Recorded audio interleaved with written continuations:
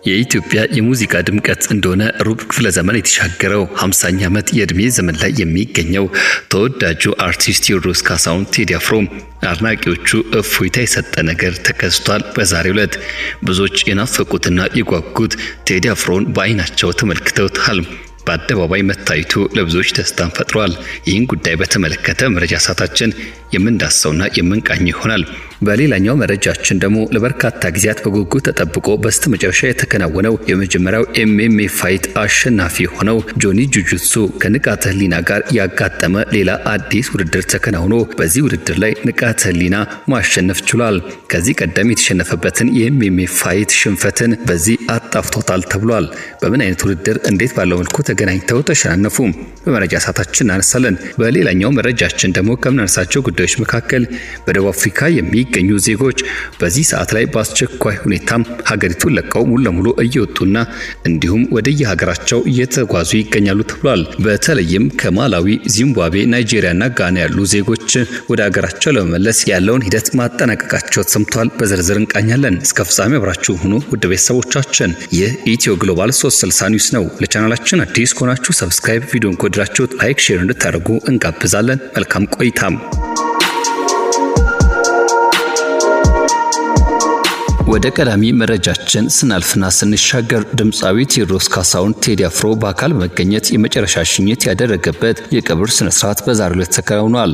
የናፈቁት እርሱን ለማየት የጓጉም ስሜታቸውን በተለያየ መልኩ ሲገልጹ ማህበራዊ ሚዲያ ትስስር ገጾችም ሀሳባቸውን ሲያካፍሉ ነበር። በኢትዮጵያና እንዲሁም በዓለም አቀፍ ደረጃ በሙዚቃ ዘርፍ ታላቅ አሻራን ያሳረፈው እውቁ የኪነ ጥበብ ሰው አቶ አዲስ ገሰሰ የቀብር ስነ ስርዓት በዛሬው ዕለት በቅድስት ሥላሴ ካቴድራል ቤተክርስቲያን የተፈጸመ ሲሆን በስርዓተ ቀብሩ ላይ አርቲስት ቴዎድሮስ ካሳሁን ቴዲ አፍሮ በአካል በመገኘት የመጨረሻውን ሽኝት አድርጓል። በቅርቡ በሀገር አሜሪካ ኒው ጀርሲ በድንገት ከዚህ ዓለም በሞት የተለየው የሙዚቃ ባለሙያው አስክሬን ወደ ኢትዮጵያ ከተመለሰ በኋላ ዛሬ የሥራ ባልደረቦቹ፣ ወዳጅ ዘመዶችና በርካታ አድናቂዎቹ በተገኙበት በታላቅ ክብር አርፏል። ለረጅም ዓመታት የአርቲስት ቴዎድሮስ ካሳሁን ቴዲ አፍሮ ማናጀር በመሆን እንዲሁም በቅርብ አማካሪነትና በልብ ወዳጅነት የሰራው አዲስ ገሰሰ ህልፈተ ህይወቱን ተከትሎ በርካቶች ስሜታቸውን ሲገልጹ ነበር። በርካታ የሀገር ውስጥ ከዋክብትን ወደ ዓለም አቀፍ መድረክ በማብቃት የሚታወቀው ይህ የሙዚቃ ባለውለታ እንደነበር ይነገርለታል። አዲስ ገሰሰ በሁለቱ የጥበብ ሰዎች መካከል የነበረውን በታማኝነትና በወንድማማችነት የተመሰረተ ጠንካራ የስራ ትብብር በኢትዮጵያ ዘመናዊ ሙዚቃ ታሪክ ውስጥም አዲስ ምዕራፍን የከፈተ መሆኑ የሚታወስ ነው። ቴዲ አፍሮ በዚህ የሀዘን መድረክ ላይ ተገኝቶ ለቀድሞ የስራ መሪውና ባለውለታው ያሳየው ጥልቅ አክብሮትና ፍቅር በስፍራው የነበሩትን የኪነ ጥበብ ሰዎችን ልብን የነካ ብሎም ደግሞ እርሱም አድናቆት እንዲያገኝ ያስቻለ ሆኗል። ከዚህ ቀደም በተለይም ቴዲ አፍሮ ጥቁር ሰው የተሰኘ አልበሙን ለሙዚቃ ወዳጆች ባወጣበት እና ባቀረበበት ወቅት ላይ የእርሱ ማናጀር የነበረው አዲስ ገሰሰ በዚያ ወቅት በተመሳሳይ ሁኔታ ጃኖ ባንድን አቋቁሞ ሙሉ ትኩረቱን ወደዛ ማድረጉ ምክንያት በሁለቱ መካከል ቅራኔና ቅያሜ ተፈጥሮ እንደነበር ብዙዎች ያነሳሉ። ያ ቅራኔና ቅያሜ በወቅቱም ከፍ ወዳለ ደረጃ ደርሶ እንዲለያዩ ምክንያት ሆኖ ነበር። ያም ሆኖ ግን ይህ አይነቱ ቅራኔም ሆነ ቅያሜ እስከ መጨረሻው አቆራርጧቸው እንዳልቀረ ቴዲ አፍሮ ህልፈቱን ተከትሎ የሀዘን መግለጫ በማስተላለፍ እንዲሁም ደግሞ ዛሬ መጨረሻ የተባለ የሽኝት መርሃ ግብር ላይ በመገኘት ለእርሱ ያለውን ፍቅርና አክብሮት ማሳየቱ እንዲወደስ አድርጎታል። በታዋቂው የኪነ ጥበብ ሰው አዲስ ገሰሰ ድንገተኛ እረፍት የተሰማንን ሀዘን እየገለጽን ለቅርብ ወዳጅ ዘመዶች፣ ለአርቲስት ቴዎድሮስ ካሳሁን ቴዲ አፍሮ እንዲሁም ለመላው የኪነ ጥበብ ማህበረሰብ መጽናናትን እንመኛለን። ለእርሱም ነፍሱ በሰላም ትረፍ።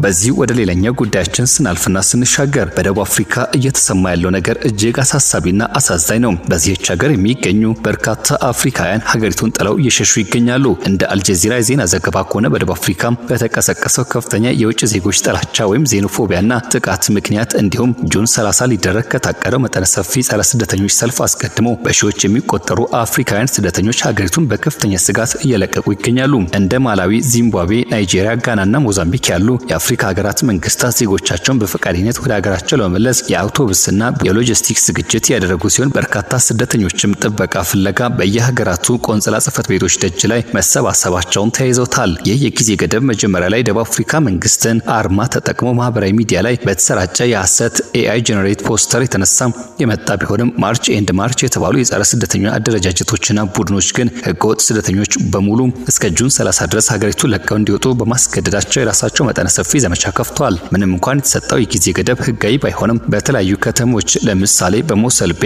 በስደተኞች መኖሪያ ላይ ጥቃት ተሰንዝሯል። ቤቶች ተቃጥለዋል፣ ንብረቶች ተዘርፈዋል፣ እንዲሁም የሰው ህይወት ጠፍቷል። ጋና መቶዎች የሚቆጠሩ ዜጎቿን በልዩ የአየር በረራ የመለሰች ሲሆን ማላዊ 5000 በላይ ዜጎቿን በባስ ለማጓጓዝ እየሰራች ነው። ናይጄሪያና ሞዛምቢክ በተመሳሳይ ሁኔታ ዜጎቻቸውን እያስወጡ ይገኛሉ።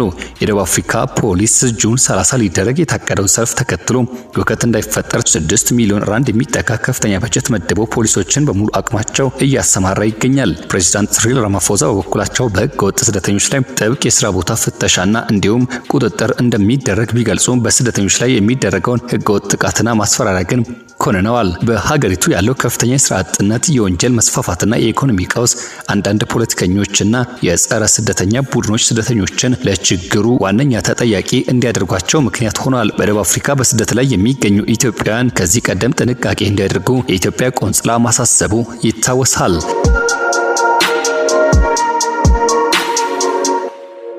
በበስተመጨረሻ መረጃችን ደግሞ ከወራት በፊት በኢትዮጵያ ለመጀመሪያ ጊዜ በጉጉት ተጠብቆ የተካሄደውና የበርካቶችን ትኩረት ስቦ የነበረው የመጀመሪያው የኤምኤምኤፍ ውድድር መጠናቀቁን ተከትሎ ብዙዎች በልዩ መልኩ ጉዳዩን ሲያነሱት ነበር። በተለይም ደግሞ የንቃተ ህሊናና የጆኒ ጁጁትሱ ግጥሚያ በብዙ መልኩ የበርካቶችን ትኩረት ስቦ ነበር። ከግጥሚያው አስቀድሞ በሁለቱም በኩል ይሰሙ የነበሩ እኔ ያሸንፋለሁ፣ እኔ በልጣለሁ፣ እኔ የተሻልኩ ነኝ የሚሉ ፉከራዎችና እንዲሁም ደግሞ አስተያየቶች የበርካቶች ትኩረት እንዲሳብ ውድድሩን በጉጉት እንዲጠበቅ ምክንያት ሆኖ ነበር። ያሞኑ ግን ውድድሩ በተከናወነበት ወቅት 30 ሰከንድ ባልፈጀ ሁኔታ ንቃተ ህሊና በጆኒ ጁጁትሱ መሸነፉ ይታወሳል። ታዲያ ይህን ተከትሎ በርካቶች በንቃተ ህሊና ላይ ሹፈትና ብሎም ደግሞ መዘባበቱ ውስጥ ገብተው ነበር።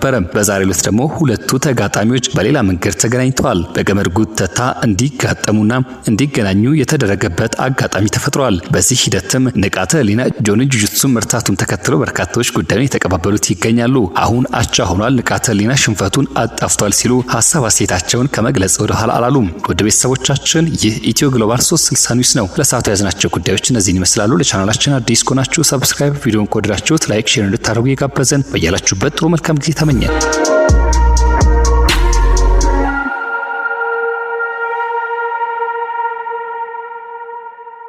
የተኛው አንበሳ ከእንቅልፉ ሲነቃ መሸሸጊያም የለም ምድርም አትበቃ።